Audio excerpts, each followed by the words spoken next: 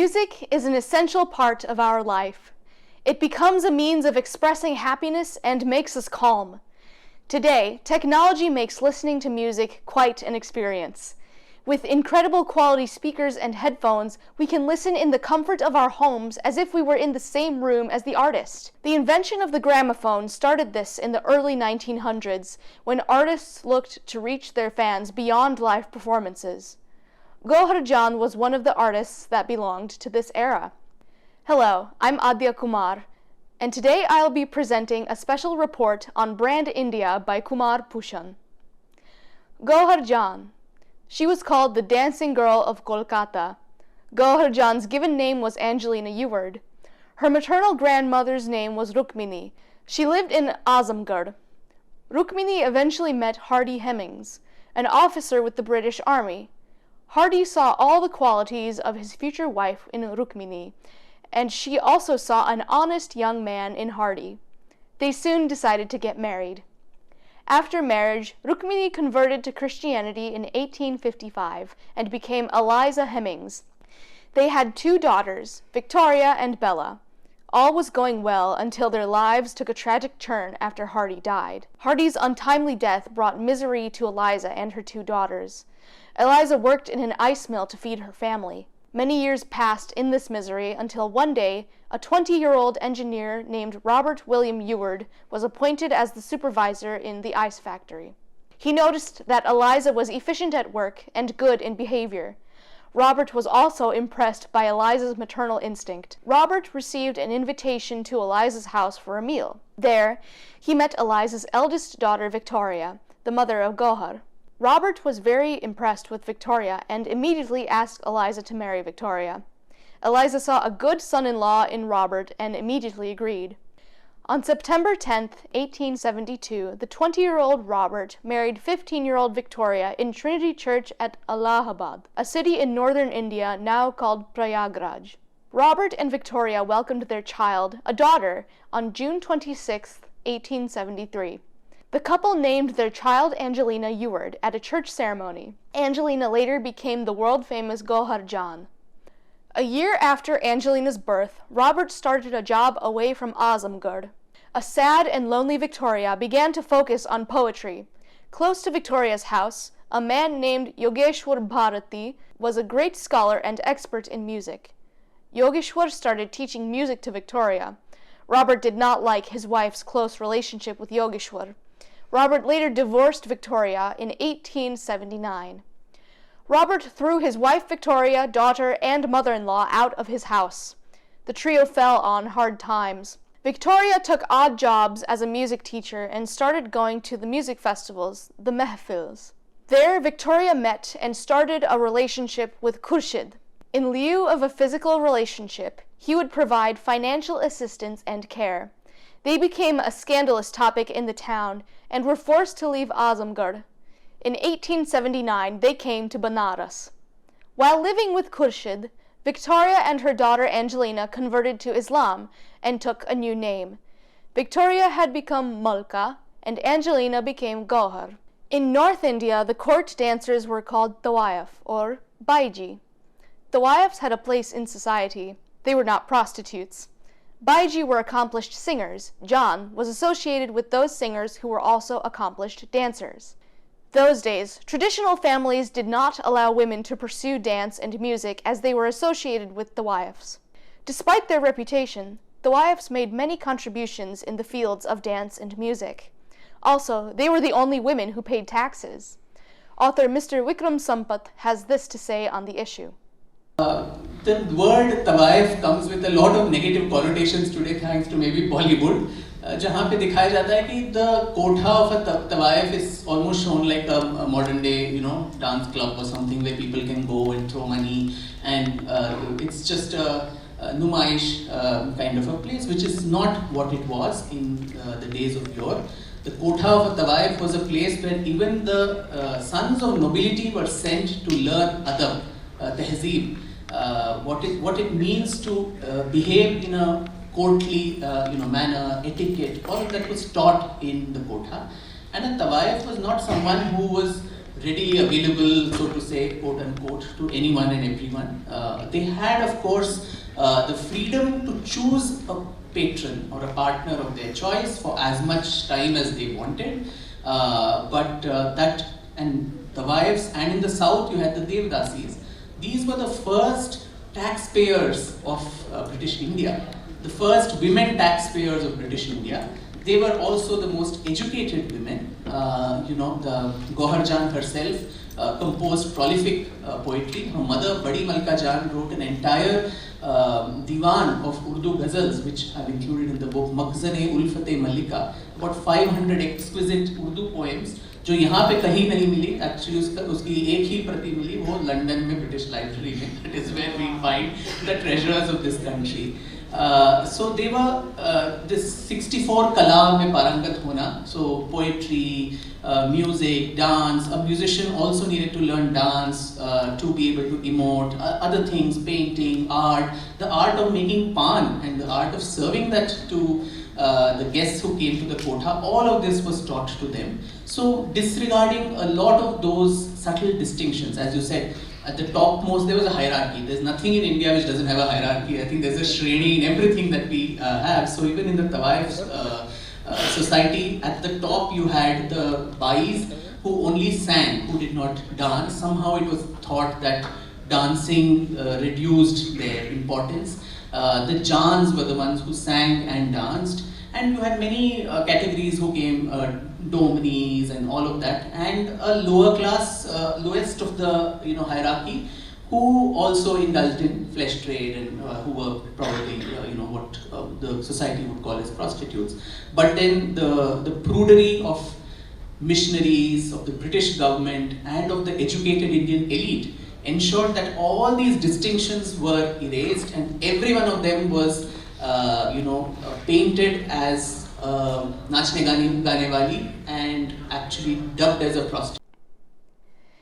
In Banaras, Malka worked hard in music and poetry and earned a name for herself among the rich and famous of Banaras. Soon, she earned the title of Malka Jaan. Later, her family moved to Kolkata, where Malka Jaan continued her musical performances and Gauhar's education. It was Kolkata where Gauhar started performing with her mother Malka Jaan. Malka Jaan once received the invitation to perform in Darbhanga Darbar. Mahesh Thakur established the Darbhanga Raj. Akbar, the Mughal king, had appointed Thakur the tax officer of Mithila. Gradually, the Thakur family established deep roots in Darbhanga and became one of the largest zamindar in India. Having assumed the title of Maharaja, the zamindars lived a king-size life. They were also great patrons of education, architecture, music, and literature. By the 19th century, Darbhanga Raj had become an important center of Hindustani classical music in northern India. Dhrupad got tremendous patronage there, which later became famous as the Darbhanga Gharana. Maharaj Lakshmishwar Singh Bahadur was a well-known music lover and donor who used to play the sitar. The invitation to perform Malka Jaan came from Maharaja Lakshmishwar Singh Bahadur. Malka sent Gauhar alone to perform in Darbhanga Raj without going to the festival herself. This became the pivotal moment in the life of Gauhar. This was the first time Gauhar performed solo, that too in the presence of Darbhanga Maharaj. After the initial hesitation, Gauhar gave her performance in a calm, alluring voice and won everyone's heart. The Maharaja also praised Gauhar's performance and provided plenty of rewards. From that day, Gauhar was appointed as the court musician of Darbhanga Raj. This was a title achievement for Gauhar that made her Gauhar Jaan. No Baithak could be imagined without her. The proverb, Gauhar ke bina mehfil, jaise shauhar ke bina dulhan, gained coinage. 1887 was the year of the gramophone. This invention would take music to the masses. A few years later, gramophones reached India. Many local artists were able to record their music and sell it to many people and make good money. November of 1902 was extraordinary. On November 8th, the artists of the Classic Theatre by Amrendranath Dutt and the Corinthian Theatre by Jamshedji Framji Madan recorded for gramophone. On November 11th, it was Gauhar's turn. Gauhar Jaan recorded her music under the supervision of Fred William Gaisberg, the first sound recordist of the gramophone company. In those days, artists mentioned their names at the end of their musical performances to avoid possible errors in credits. Gauhar did the same. My name is Gauhar Jaan. Due to improvements in technology, the tradition of saying the artist's name at the end was discontinued after 1908. Thumri, Dadra, Kajari, Chaiti, Hori, Dhamar, Bhajan, Dhrupad, or Rabindra Sangeet. Gauhar had mastered them all. Apart from Hindi and Urdu, she performed in Persian, Bangla, Gujarati, Tamil, Marathi, Arabic, Peshawari, Pashto, French, and English. You can hear a variety of music recorded by Gauhar. Wherever Gauhar got the chance to listen to something good in music, she made sure she mastered it. Gauhar produced more than 600 records in her name. Impressed by the success of the gramophone, other competing record labels also jumped into the fray. Some prominent record brands of that time included Dwarkin & Son, Universal, Nicole, Niaphone Disc Phonograph, H. Bose, The Becca, Royal, Ramophone Disc, James Opera, Singer, Odeon, Pathé Records, Elephone, Sundisc, Veena Pani, and Kamala. They were instrumental in bringing the art of local artists to the people. Exclusive contracts were not standard in those days. As a result, Gauhar got the opportunity to work with several labels. Gauhar fought many court battles, and property disputes were at the center. When George V traveled to India with his wife, Queen Mary, Gauhar performed for the royalty. Gauhar was awarded the Gold Medal of Honor. When Gandhiji met Gauhar, he sought Gauhar's help for the Swaraj Fund. Eager to contribute to India's independence movement, Gauhar readily agreed to a performance. But Gauhar said that Gandhiji would have to come onto the stage during her performance. Gandhiji agreed, but failed to keep his promise. Instead, Gandhiji sent Maulana Shaukat Ali as his representative. 24,000 rupees were collected from the tickets sold in that program. Gauhar reminded Shaukat Ali of Gandhiji's promise and handed over only 12,000 to Shaukat Ali. Many anecdotes gave an insight into Gauhar's personality. Many such stories have been made into Vikram Sampat's book on Gauhar Jaan. In one such account, Gauhar demanded a special train to appear for a performance. In another, the Raj Court of Indore gifted 1 lakh silver coins to Gauhar for her performance. Gauhar patronized many up-and-coming musical talents. On December 5, 1919, Gauhar accompanied Lady Inspector Miss Lynn to a Christian school in Faizabad, where she was greatly influenced by the singing style of 5-year-old Bibi.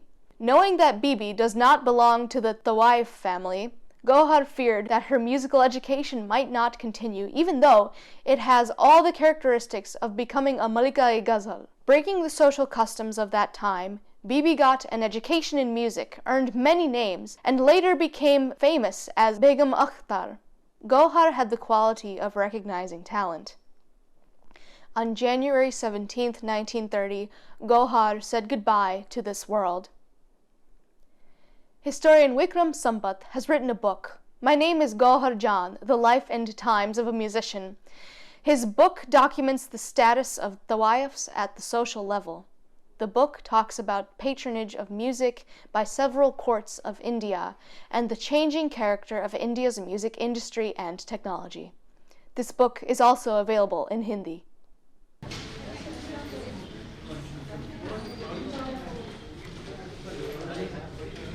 मेरा सौभाग्य है कि सबकी मदद से ये काम हो पाया है। सर्वप्रथम भारतीय ज्ञानपीठ की तरफ से को बड़ा आभार है और अब वाणी प्रकाशन को भी आभार है कि वे इस पुस्तक को और आगे ले जा रहे हैं और ले जाएंगे, जिससे अधिक से अधिक हिंदी पाठकों को ये पुस्तक मिल सके।